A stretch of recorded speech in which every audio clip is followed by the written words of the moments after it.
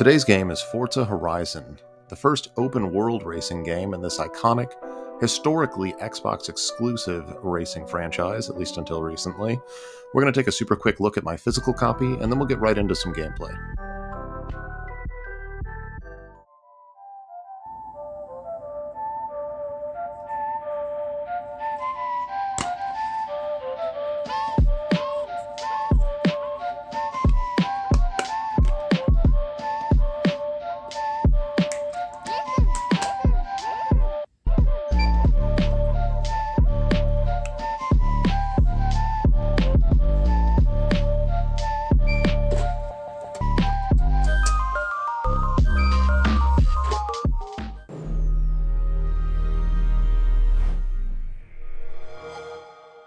Alright, let's get into it.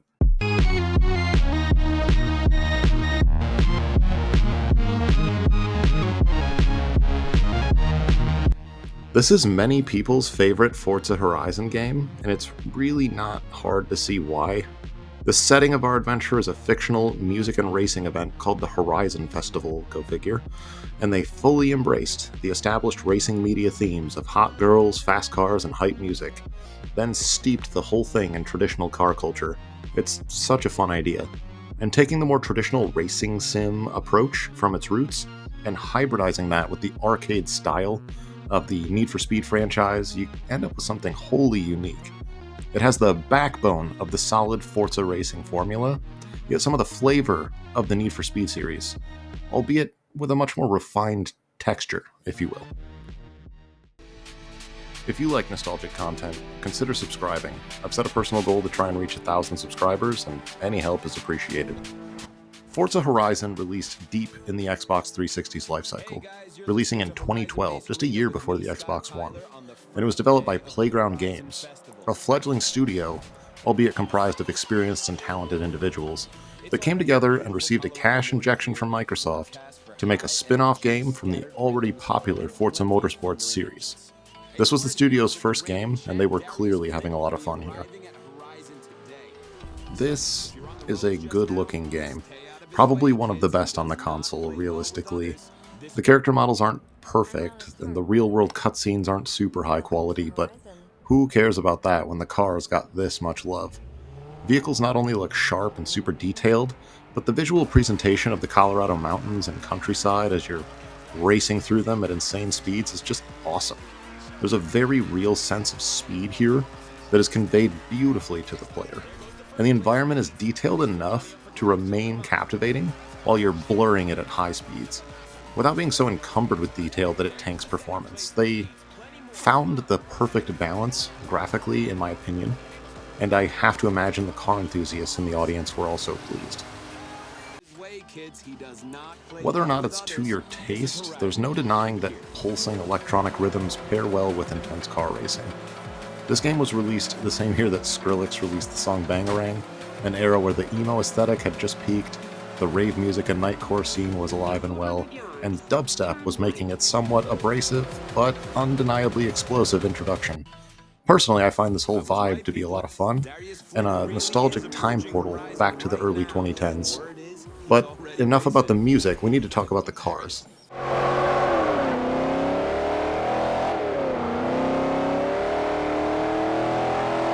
The realistic roar of the engines, and even the sense of audible progression as you unlock better and more powerful cars, just chef's kiss.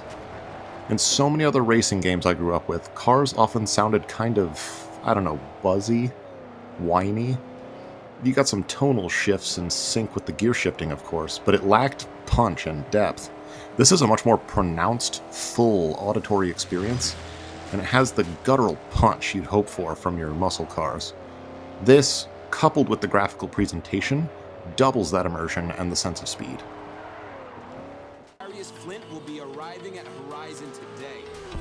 The game opens by dropping us into the driver's seat of the car from the cover of the game, a Dodge Viper, as you absolutely rip down winding roads to the Horizon Festival.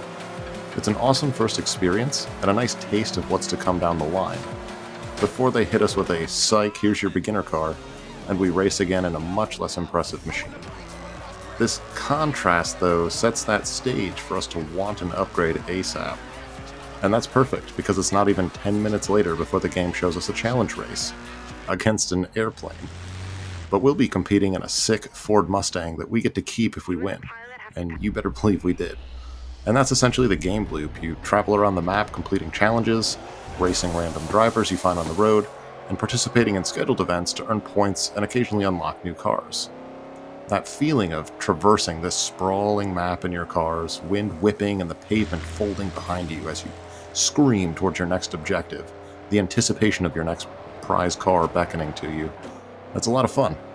It's not the first game with a formula like this. We saw stuff like this in Need for Speed Underground 2, Test Drive Unlimited, etc. But this game has personality. It's got a style and execution to it that really stands alone.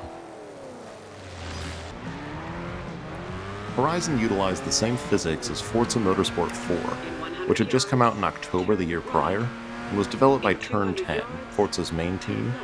That proper racing sim DNA infused into the gameplay was a bit jarring for me, at least initially, as it will be for you if you're like me and your simple monkey brain mainly plays arcade-style racing titles, but it grew on me quickly and I adjusted to it just fine, even coming to prefer it in some ways by the end.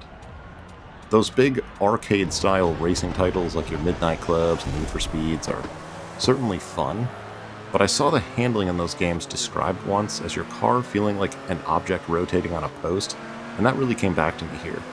This certainly feels more like a genuine car driving experience, but still gives you that cheesy arcade spice if you're into that sort of thing. There's really not much to write home about here in terms of performance, and I mean that in the absolute best way possible. The developers aimed for a fairly conservative target of 720p resolution at 30 frames per second, and I'm happy to report that unlike many Xbox 360 games, I didn't see it dip even once in my playtime.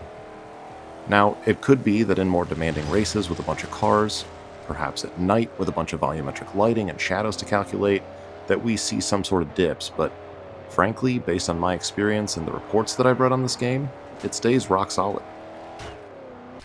Now, it's not 1080p 60 FPS or anything, so we've compromised a touch here, but this is offset, I would argue, by an incredible attention to detail in the assets, such that it really doesn't feel like much of a compromise in the end. It still hits the 30 FPS performance target, better than some early 360 releases like Halo 3, and it does so while rendering the image at a higher resolution. Impressive stuff. Sorry, one sec. Boom, bitch. Forza Horizon is an absolutely killer racing game. If you own a 360 and are collecting for it and you like racing games, I definitely recommend picking this one up.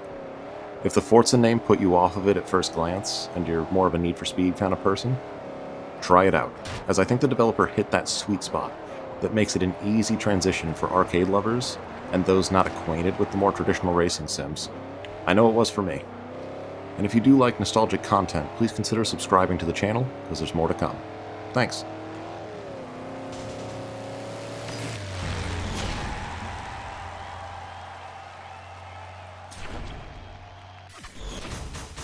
Nice work. You're officially faster than a plane. Can't say that about everybody, right? I knew it. You just bagged a sweet new ride, and now you know why Showcase events